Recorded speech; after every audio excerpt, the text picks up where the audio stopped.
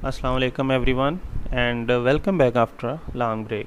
We will start very large scale integration design course afresh as most of you will have forgotten the basic concepts of very large scale integration design.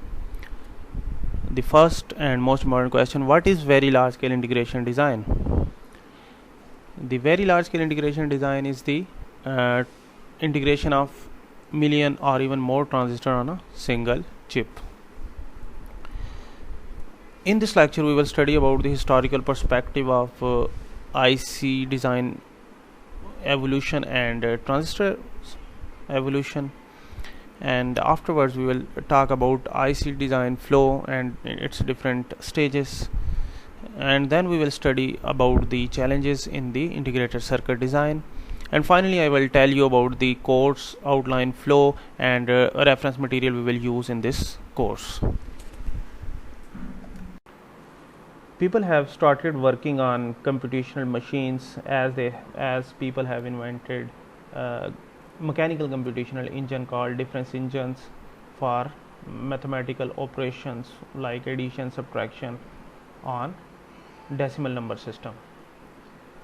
But soon these systems became unfeasible because of their cost and size. However, the electrical solution turned out to be more cost effective. People used relays to implement simple logic networks such as train safety systems that are still being used. The digital electronic computing started with the emergence of vacuum tube. The machines like ENIAC and UNIVAC started afterwards. However, their size, reliability problems, excessive power consumption and cost made them economical and practically infeasible. However, everything have changed after the invention of transistor at the Bell Lab, and many more.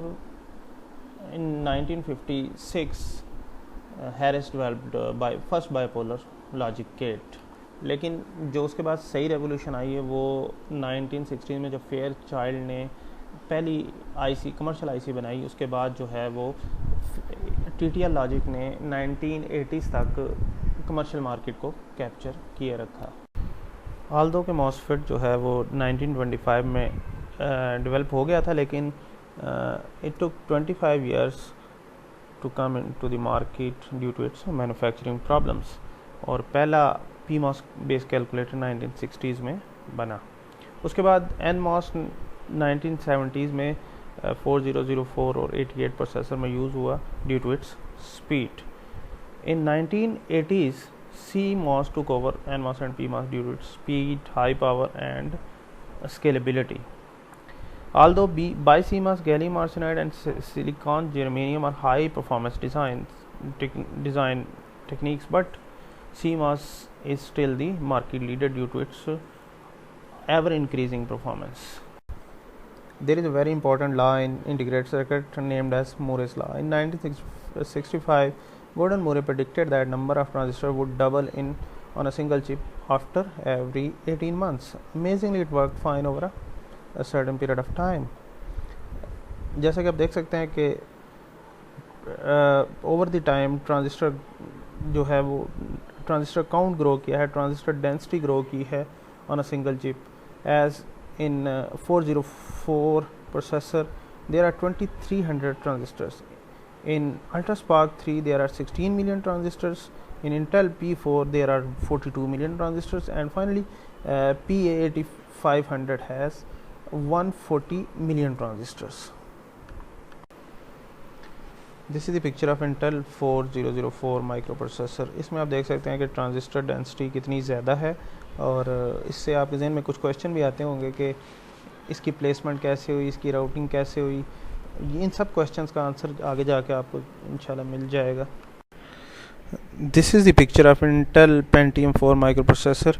इसमें आप देख सकते हैं कि transistor density बहुत ज़्यादा grow कर गई है ओवर द टाइम. ऊपर आपने इंटेल पेंटियम 4 की पिक्चर में देखा था कि ट्रांजिस्टर डेंसिटी बहुत ज़्यादा ग्रो कर गई है. तो उससे एक क्वेश्चन ज़हन में आता है कि इतनी ज़्यादा ट्रांजिस्टर डेंसिटी को कैसे परसीव किया जाए और कैसे रियलाइज़ किया जाए एक चिप के अंदर। तो उसका जवाब ये है कि there is a design flow in which different people are working in different groups in coordination to achieve integrated circuits. तो यहाँ पे हम VLSI डिज़ाइन फ़्लो डिस्कस करेंगे।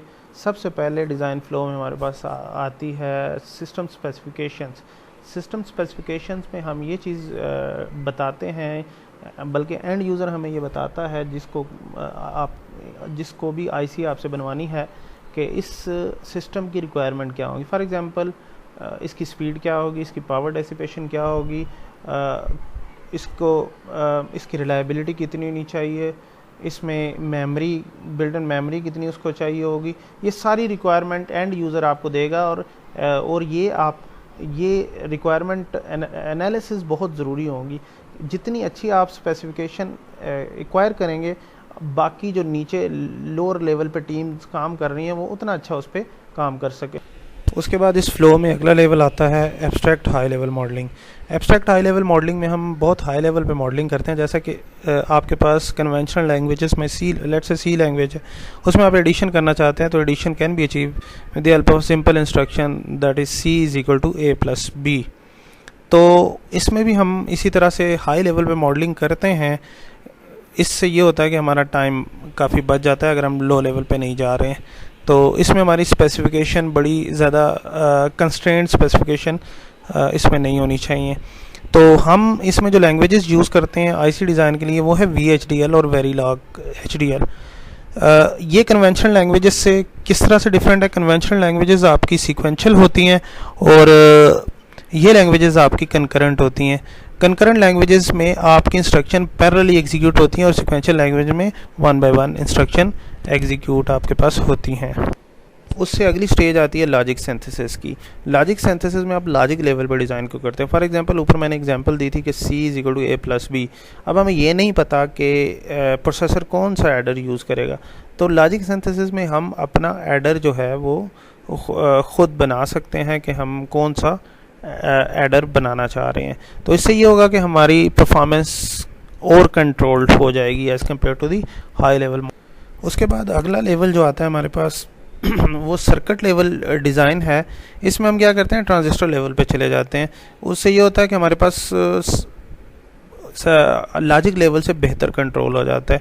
तो इसमें हम ये कर सकते हैं कि फॉर एग्जांपल ऊपर हमने कोई एडर बनाया है, लेट्स से हम carry look head adder use कर रहे हैं, तो यहाँ पे हम ये कर सकते हैं कि उसके सर्किट में जाके उसकी को इम्प्रूव कर सकते हैं in terms of power, speed, reliability और डिफरेंट एस्पेक्ट के साथ उसको इम्प्रूव किया।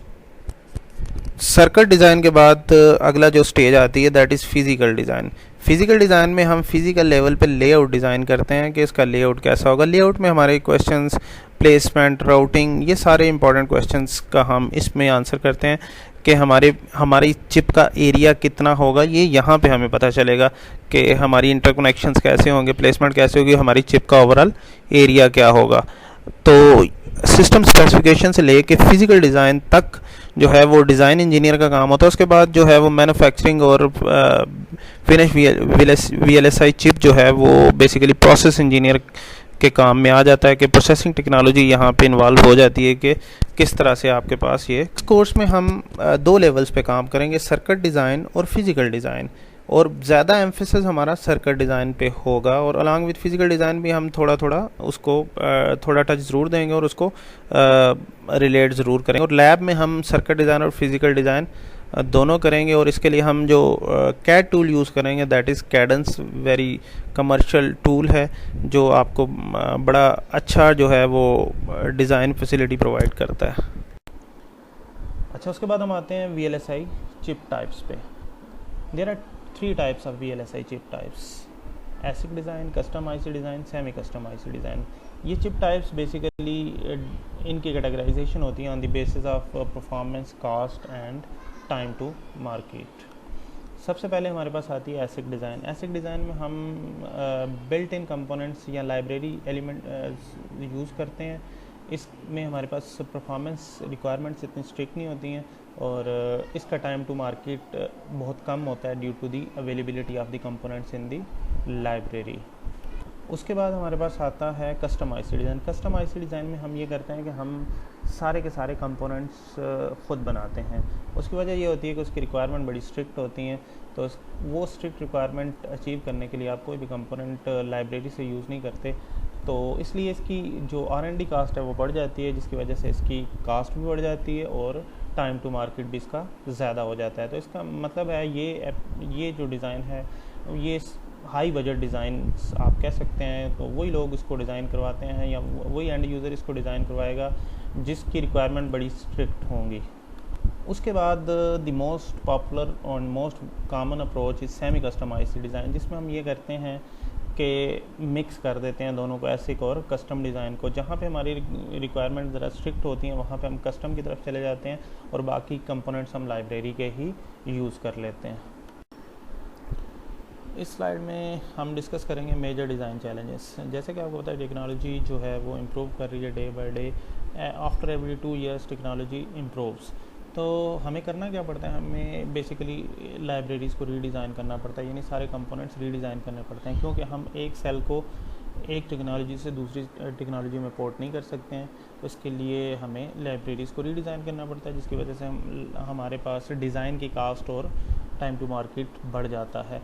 उसके अलावा हमें सारे मॉड्यूल्स रीडिज़ाइन करने पड़ते हैं, तो इसके लिए हमें हर मॉड्यूल की इन डेप्थ अंडरस्टैंडिंग होना भी ज़रूरी है ताकि हम उसकी परफॉर्मेंस को मेजर और एनालाइज कर सकें। फॉर एग्जांपल एक एडर ही आप बनाने जा रहे हैं, तो उसके लिए आपको उसकी परफॉर्मेंस अगर मेजर करनी है तो उसके क्रिटिकल पाथ या क्रिटिकल टाइमिंग का, क्रिटिकल डिलेज़ का आपको उसको पता होना ज़रूरी है। उसके बाद लाइब्रेरी बेस्ड अप्रोच में आपको पता है कि रिक्वायरमेंट्स जो हैं या कंस्ट्रेंट जो हैं वो इतने स्ट्रिक्ट नहीं होते हैं, तो इसलिए ये डिज़ाइंस जो हैं वो बहुत सूटेबल होते हैं। लेकिन चूँकि रिक्वायरमेंट्स आपकी नॉर्मली इस तरह से इतनी रिलैक्स नहीं होती हैं, इसलिए आपकी जो लाइब्रेरी बेस्ड अप्रोच है प्रैक्टिकली या कमर्शियली इतनी फिजिबल नहीं होती, क्योंकि आपको बहुत से कंपोनेंट्स को रीडिज़ाइन करना पड़ता है, जिसकी वजह से उसकी कास्ट और टाइम टू मार्केट वेरी कर सकता है। अच्छा, जब कोई भी डिज़ाइन आप डिज़ाइन कर रहे होते हैं या कोई भी मॉड्यूल आप डिज़ाइन कर रहे होते हैं, तो उसमें ये इम्पॉर्टेंट है कि how it connects to the environment, because उसमें होता ये है आपके पास कि जब इंटरकनेक्ट वायर्स से आपके पास पैरासाइटिक कैपेसिटेंसेज रेजिस्टेंसेज और इंडक्टेंसेज इंट्रोड्यूस होती हैं और उसकी वजह से डिले आपका चेंज हो सकता है। ये भी हमें पता है कि हर टेक्नोलॉजी स्केल डाउन हो रही है, तो स्केलिंग की वजह से कुछ डेफिशिएंसीज भी आती हैं, particularly in global entities like global clock और सप्लाई वोल्टेजेस, क्योंकि आपके पास होता ही है कि क्लॉक और सप्लाई वोल्टेजेस पे जो है वो नंबर ऑफ़ इनपुट्स बढ़ जाती हैं, तो उसकी वजह से उनकी जो परफॉर्मेंस है वो चेंज होना शुरू हो जाती है। And with evolving technology there are new issues as well, जिसको आपको काउंटर करना पड़ता है, अदरवाइज़ आपके सिमुलेशन और एक्चुअल रिज़ल्ट जो हैं वो बहुत वेरी कर सकते हैं। फाइनली अगर आपका फैब्रिकेटेड डिज़ाइन जो है वो गलत हो जाता है समहाउ, जो कि होने के चांसेस होते हैं, तो उस वक्त फिर आपको ट्रबल शूटिंग एक्सपर्टीज़ भी चाहिए होंगी कि आप उसकी एग्जैक्ट फॉल्ट को फिगर आउट कर सकें। फाइनली हम आते हैं अपने कोर्स ओवरव्यू की तरफ कि इस कोर्स में हम एक्चुअली क्या स्टडी करेंगे और क्या क्या कवर करना है हमने इस कोर्स में। सबसे पहले हम इस कोर्स में CMOS सर्किट डिज़ाइन देखेंगे, जिसमें हम CMOS टेक्नोलॉजी को यूज़ करते हुए डिफरेंट लॉजिकल नेटवर्क और लॉजिक गेट्स को डिज़ाइन करेंगे।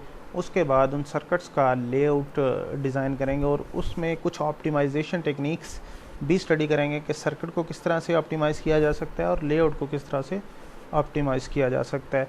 उसके बाद हम जाएंगे MOSFET के इलेक्ट्रिकल कैरेक्टरिस्टिक्स की तरफ कि PMOS और NMOS के फिज़िकल स्ट्रक्चर को स्टडी करते हुए देखेंगे कि इसके IV कैरेक्टरिस्टिक्स क्या होते हैं और इसके IV कैरेक्टरिस्टिक्स को डिफरेंट रीजन्स में कैसे देखा जाएगा। उसके बाद देखेंगे कि इसके सेकेंड ऑर्डर इफेक्ट्स किस तरह से इन्फ्लुएंस करते हैं इसके IV कैरेक्टरिस्टिक्स को। IV कैरेक्टरिस्टिक्स स्टडी करना इसलिए ज़रूरी है कि